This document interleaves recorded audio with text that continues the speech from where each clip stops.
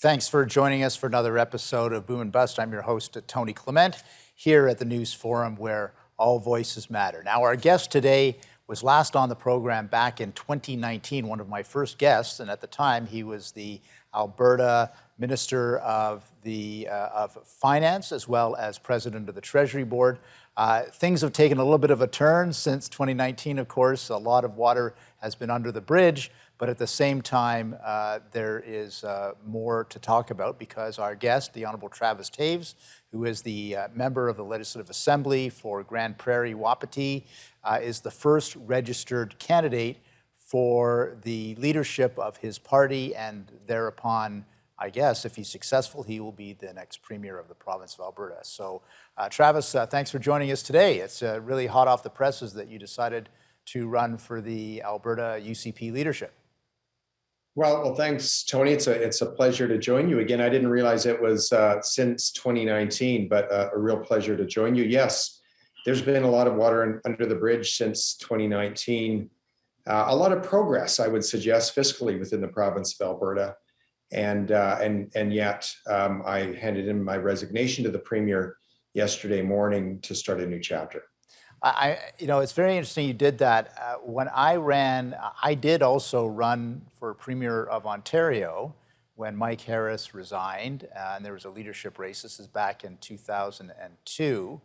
And I did not resign my portfolio, nor did any of the other candidates. And that actually was a mistake because it actually, I found, hems you in a little bit in terms of what you want to say and what you want to talk about. So I think you made the right decision. I don't know whether that was just the rules of the game or whether that was the decision you made to resign your portfolio, but I think it was the right decision. Well, I would struggle to know how to navigate the ministry and do that responsibly because the people's business should always come first. And run a leadership campaign. So it seemed obvious to me that I should step down, and I can focus on the leadership campaign. Certainly, remain very interested in in the trajectory of our government and some of the key initiatives that we had on the go in finance. But as I noted, during my tenure as finance minister, we inherited a very difficult fiscal trajectory. We inherited a difficult economy, Tony, as you know. We implemented a number of reforms, starting with creating the most competitive tax environment possible here in Alberta, for business tax environment, by undertaking deep regulatory reform, red tape reduction, and really working to position this province to be most competitive at the same time to deal with really a very challenging fiscal trajectory, one that wasn't sustainable. We had to make some hard decisions. I had to make a number of hard decisions as the Minister of Finance, but decisions that I believed would ultimately serve Albertans well and serve the next generation of Albertans well. We took those decisions. We took those decisions in as careful and thoughtful and surgical a way as possible. And when we look back now, when we looked back in budget 2022, when I had the privilege of presenting a balanced budget for the upcoming 3 years in the fiscal plan, we look back into 2019 and the difficult decisions we took, they were the right decisions. And they ultimately will ensure that this province can be sustainable fiscally. It will ensure that the important programs such as health and education, supports to our vulnerable can continue into the future in a sustainable way. That's a really good point, and I do want to touch on a bunch of those issues. We've got a minute before the first break. Just quickly, why'd you decide to run? Let's start with that. Well, right now we have, as a government, again, implemented quite a reform agenda. And I believe we've made great progress, certainly in a number of areas. Again, my ministry was very much predictably focused on the economy broadly, creating economic growth, the environment for economic growth. We know that it's ultimately entrepreneurs that take risks, deploy capital, and really create the growth. But we as a government created the conditions, the environment for that growth to succeed. and also dealing with our great fiscal challenge, the work we did on fiscal sustainability. I have great interest in maintaining those gains that we've made and ensuring that we continue with the trajectory and the momentum. We're just going to take a brief break.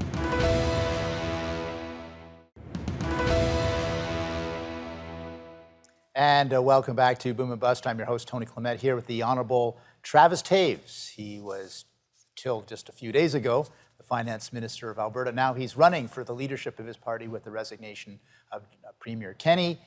He wants to be Premier Kenney's successor. I had to interrupt you a little bit, talk a little bit more, if you want to, about your decision-making to run for leader and the economic context, if you will, for making that decision.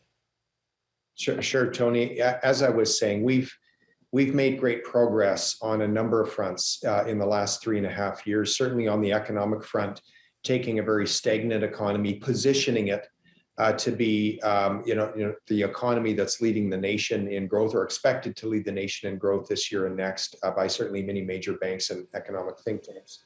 Taking, a tragic fiscal situation that we inherited in 2019.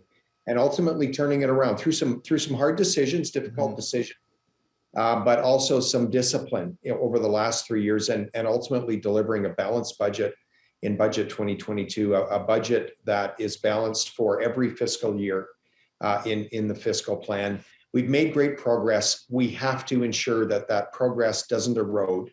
And in my view, in order to do that, we have to form government again in 2023 and continue with the momentum and the trajectory that we've created. Right now, ultimately, I believe as a province, we need stable, responsible leadership. I ultimately believe that's what Albertans are looking for. As you know, Tony, COVID, the pandemic was difficult. Right. It was very, very difficult for Canadians. It was very difficult for Albertans. So many experienced loss in a multitude of ways. That has created division. It's created division in our communities, certainly businesses, even faith communities, families, and it's created division politically. We need to enter into a time of healing and unity again, so that we can continue to ultimately be successful in 2023 and continue to provide very stable, responsible government and continue this trajectory. I believe a trajectory that really offers great hope and promise to the people of Alberta. You talked a little bit about unity. I think that's very important. And obviously, in order to win the government next time, you do have to have a unified, United Conservative Party. There have been some divisions. Obviously, the leadership vote was a divisive process. The result was divisive. So what's your plan of attack to, or action, if you will, to unify the UCP in time for the next election? Well, we need to get back to the vision that united us in 2019, I believe. I believe that vision is still in play. It's still important. It's still pertinent. We as conservative-minded Albertans united back in 2019 because we focused on all that unites us, as opposed to the few issues that divide. We need to reinvigorate, reignite that vision once again. And I believe it's very possible. I'm very hopeful that we can unite the movement again, focus on what unites us, focus on the job that we need to continue with here in the province of Alberta, the job of, again, ensuring that we have the most prosperous economy, that we're providing a landscape of opportunity for the next generation of Albertans. Do you see yourself as a change candidate or as an establishment candidate, or a little bit of both? Well, I would suggest that I'm a change candidate because I was part of the 2019 movement. That was a change. And we had a reform agenda. We had to change the trajectory that the province was on. So very much a reform candidate from that standpoint, but we've done a lot of work. Again, we've changed the trajectory of the province. Now we need to maintain that trajectory, increase the momentum, and continue to ensure that Alberta is the wealth creation engine of the nation, to ensure that Alberta's economy continues to diversify exponentially. And we're seeing that today. We need to ensure that the energy industry in Western Canada, again, is empowered to deliver not only to Albertans, but to Canadians and to consumers, geopolitical allies in North America and around the world. Yeah, there's a lot going on with the economy of Alberta, and I think you're right to identify that it is a more diversified economy. There's been a lot of pluses in your government in terms of attracting tech companies, attracting new businesses to Alberta that aren't necessarily part of the energy sector, although you've had some success there as well. We'll continue our discussion with the Honourable Travis Toews. We're going to take a short break. We'll be back with our guest. Please stay with us.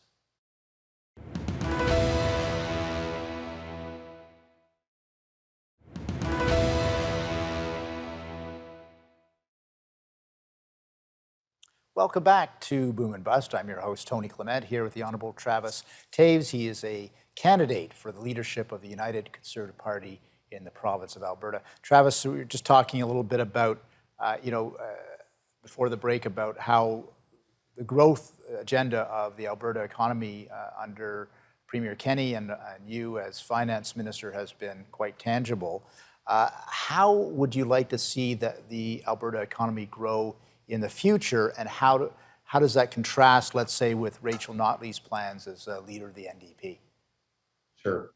Well, Tony, I would suggest that we can take a look at the outcomes of two different approaches. Rachel Notley's government in 2019, when they took office, they raised taxes. They raised corporate taxes, business taxes by 20%.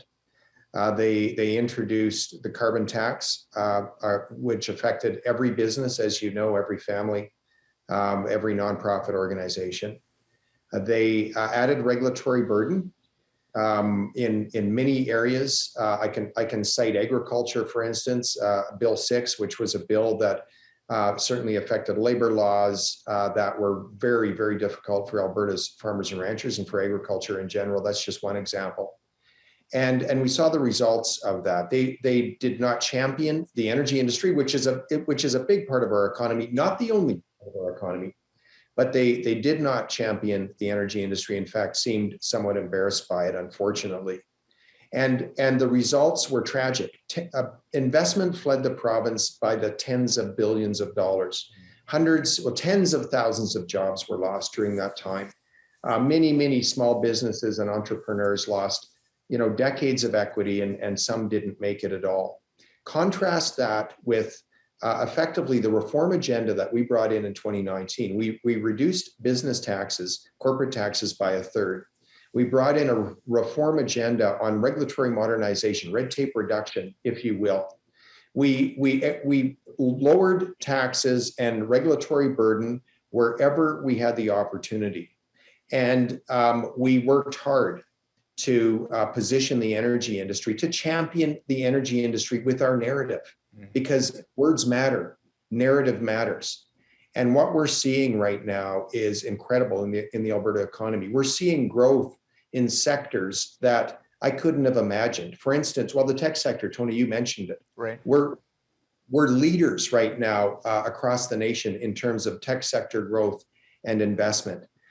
Film and television industry. We've gone from $100 million industry annually to $1 billion.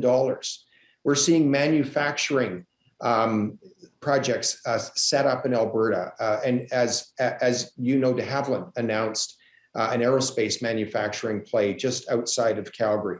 We're seeing incredible investment in petrochemicals, hydrogen, which will be part of the important energy transition in the future. Agriculture, processing, and manufacturing, and I could go on. We're seeing diversification right now at rates I've not seen in my lifetime, but that doesn't diminish the importance of the energy industry. The events of the last 8 months globally have just underpinned the importance, again, of energy security, not only for Alberta and for Canada, but for North America and, in fact, globally. Canada, Western Canada, Canada as a nation not only has a great opportunity in our energy industry, I believe we have a deep responsibility to ensure that we are providing and exporting the most responsible energy in the world, ensuring that that energy is available to our friends and allies and neighbors around the world. Yeah, in fact, funny you should mention that. The last time I saw Jason Kenney was in Washington, D.C. I happened to be there on business, and he was there. It was the day before he announced his resignation after the result on the leadership challenge was announced. But he was speaking before the Senate committee, the Senate Energy Committee in Washington, D.C. So always trying to make the case that now is the time that Alberta oil can be very helpful. So you would continue with that argument. Absolutely, that's an incredibly important argument. I was in New York meeting with the investment community a couple of months ago as the Minister of Finance for the province. There was not one conversation that didn't include energy security, North American energy security. The narrative has changed in the last 8 months. The realization that energy security is critically important, I believe, again, it is changing perspectives with a dose of reality. We need to continue to make progress on reducing emissions. Our industry has made great progress over the last couple of decades. We need to continue to make great progress. We're just going to have to take a brief break.